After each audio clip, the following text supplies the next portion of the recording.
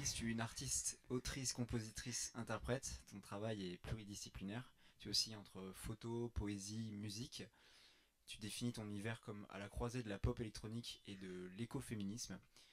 Est-ce que tu pourrais nous expliquer le choix de ton nom de scène dans un premier temps? Oui.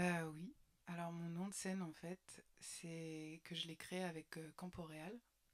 Donc au départ on était un duo et maintenant on a décidé de continuer de faire la musique ensemble, mais de plus être un duo. Et depuis qu'on fait ça, c'est trop bien. Et donc on crée tous nos morceaux ensemble, tous nos lives ensemble. Et donc c'est un peu ce duo déchu, mais pour mieux revivre. Mais en fait, je crois que je viens de comprendre. Ode, Oda, c'est En une fait, Oda. une ode à Louise. Ok, C'est un petit jeu de mots. ok, ok. Moi, j'aime bien plutôt écrire les odes, et pas pour moi, Ok. plus pour les autres femmes, pour le monde qui m'entoure, pour tous les éléments, pas trop pour moi. Mais le Ok. jeu de mots est là. Dans ta musique, on entend beaucoup d'influences électroniques, issues de la culture de la musique électronique. Euh, Est-ce que tu pourrais m'expliquer ce choix d'être, enfin, si c'est un choix ou pas un choix justement de, voilà, d'avoir faire une musique de fusion entre différents styles, en cassant des codes, quoi. Mm -hmm. Bah justement, ce choix, il vient du duo qu'on a créé avec Camporéal. Euh, Moi, je suis quelqu'un qui écrit beaucoup de poésie, qui écoute beaucoup d'ambiantes, qui écoute beaucoup de chansons françaises, qui écoute beaucoup de choses très expérimentales. Et Camporéal, lui, c'est quelqu'un qui vient du monde de la trap, du rap, et qui a une musique beaucoup plus urbaine. Et en fait, on s'est rendu compte qu'ensemble, c'était très beau. Du coup, ce mélange des influences, il vient du fait qu'on travaille beaucoup à deux. Ok. Il y a dans tes clips, mais aussi dans tes textes, on ressent la nature comme omnipotente. Dans les mots aussi, mais aussi dans les images. C'est quoi ton rapport à la nature? Et en fait, c'est plus pourquoi montrer la nature, pourquoi en parler? Ouais.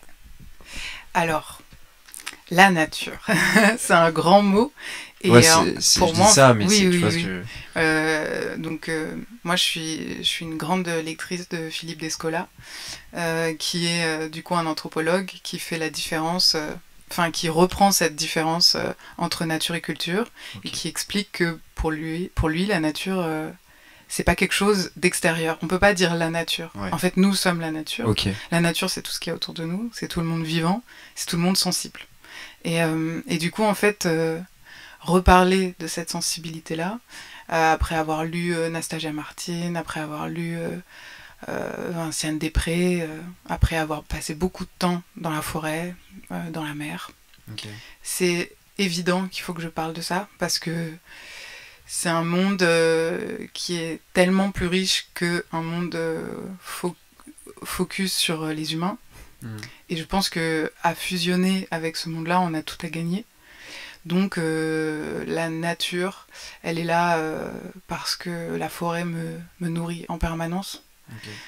La mer me nourrit en permanence. C'est des forces qui sont en nous. Et du coup, c'est toujours ça qui nourrit toutes mes paroles et tous mes clips que je réalise la plupart du temps. Et quand c'est pas moi qui les réalise, je travaille avec des gens qui ont cette sensibilité-là aussi. Euh, et du coup, et c'est important de travailler avec des femmes. Euh, Bernard Peuch, il a écrit dans son livre L'étoile du chien que la féminité était très proche de l'animalité. Et du coup, c'est pour ça que j'essaie de beaucoup travailler avec des femmes. Par exemple, aujourd'hui, je porte une robe de Carla Boré, qui est une très douée designeuse, qui fait des méduses. Ok. Magnifique. Belle robe, très belle robe. Oui. Euh, mais justement, c'est quoi l'écoféminisme? L'écoféminisme, c'est un mouvement qui est né au Chili, donc en Amérique du Sud, et qui se rend compte qu'en fait, c'est des femmes qui étaient féministes et qui avaient aussi un combat écologique, et qui se sont rendues compte que que ça partait des mêmes principes. et que en fait quand on se bat pour l'un, on peut se battre pour l'autre, les choses se rejoignent. Et la manière dont on traite les femmes dans une société, la manière dont on traite les animaux, souvent ça se rejoint. Et du coup, c'est vraiment, pour moi, c'est ça. Ouais. D'accord. Est-ce que tu pourrais me parler un peu de la collaboration avec Théo, de comment vous êtes rencontrés, votre histoire? Oui. Alors notre histoire, c'est qu'au départ, on est tombés amoureux. Donc on était ensemble. On a été ensemble pendant 3 ans et demi. Et puis après, on a commencé à faire de la musique. Et on s'est rendu compte qu'on n'était plus amoureux, mais qu'on avait très envie de continuer à faire la musique. Et donc maintenant, Théo, Camporéal, pardon, ça y est, j'ai drop le name. C'est mon petit frère. Okay. C'est quelqu'un qui fait partie de ma famille et c'est quelqu'un avec qui j'ai envie de créer toujours plus. Et ensemble, on s'est rendu compte que cette relation-là, elle était très très riche parce que moi, plus je vais vers l'expérimental, plus je fais des performances avec d'autres artistes qui sont de plus en plus expérimentales, plus lui, il a un rapport à la scène rap actuelle. Et donc, en fait, ces deux mondes-là se rejoignent et ça crée une espèce de rencontre des courants qui est super intéressant. Super intéressant. Ok. Dans Souviens-toi ou comme dans Garçon Reine, il y a... moi j'entends beaucoup de... Enfin, j'entends des références... Il y a des références un peu religieuses, mais aussi c'est très un peu un cri révolutionnaire. Il y a un peu une histoire de révolte dans tes paroles et un caractère politique. La question que j'ai dit, quelle est l'influence de la musique pour toi sur la politique ? L'influence de la politique... En fait, la musique, ça a toujours été un cri de guerre pour faire passer énormément de messages, que ce soit dans les années 70, en fait à tout temps. Par exemple, il y a un morceau de Babe X qui me touche beaucoup, qu'il a joué avec Archie Chips, qui est Omaya. Et donc, par exemple, en fait, là, il reprend l'histoire d'une femme qui était en révolte contre Daesh, et il retrace toute son histoire. Et le morceau est très très beau, et donc politisé. Et en fait, pour moi, la politique fait partie de la vie. Donc forcément, je vais parler politique à un moment, parce que c'est des combats que j'ai au jour le jour, c'est des combats d'écologie, de créer, de vivre autrement, d'essayer de sortir de certains patterns sociétaux, et forcément donc ça transpire dans ma musique, dans mes paroles. J'ai envie de parler de ça. Pour moi, la musique peut transmettre et véhiculer certains messages, sans être totalement... j'écris pas la Marseillaise, mais ça transpire, quoi. Ouais, mais ça, pour toi, c'est un impact... C'est un impact sur le monde et sur l'organisation de la société en général, quoi. Enfin, je pense que ça peut être dans les deux sens. Ouais. C'est l'un se nourrit de l'autre et il y a eu beaucoup de chansons féministes, il y a eu beaucoup de chansons... après, il faut savoir doser, mais je pense qu'effectivement, ça peut avoir un impact sur les gens, parce que ça peut être très populaire, la musique, ça peut être très populaire, donc c'est un moyen de diffuser un message en touchant les sens, donc en touchant les gens, et en même temps de se diffuser très, très rapidement hors de la sphère politique, qui peut parfois être une sphère qui est hermétique, où en fait on entend... Je pense à Édouard Louis qui utilise la littérature pour faire passer ses messages.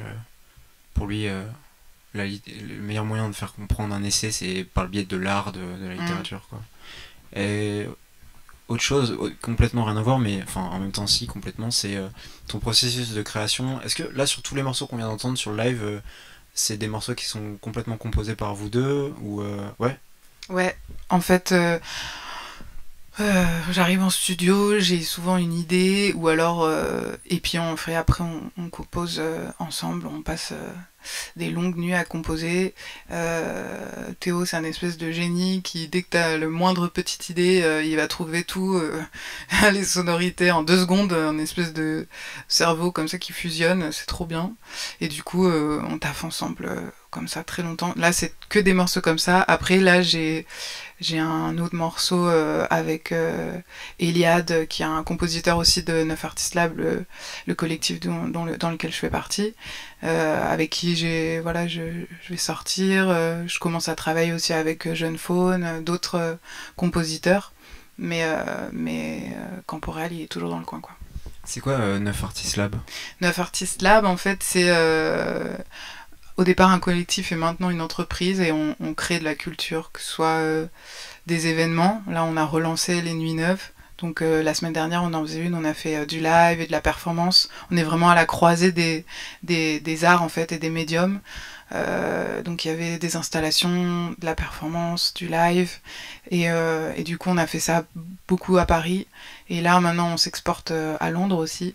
Et donc on va en faire une fois tous les mois, tous les 2 mois. Et puis après, on crée aussi avec d'autres artistes, pour des artistes, avec eux. Ok. Et quelles sont tes prochaines actualités? Mes prochaines actualités, en fait, là, on est en train de travailler un nouvel EP qu'on aimerait sortir assez vite. Et puis là, je vais pas mal chanter sur des défilés pour des designers. Donc avec Gilles Asquin en mars. J'ai déjà chanté pour lui à la dernière Fashion Week. Et avec Carla Boré. Je vais chanter pour elle pour l'instant. Et puis après les Nuits Neuves qu'on va relancer. Donc voilà. Okay. Tout de suite, on va passer à l'interview playlist. Yes.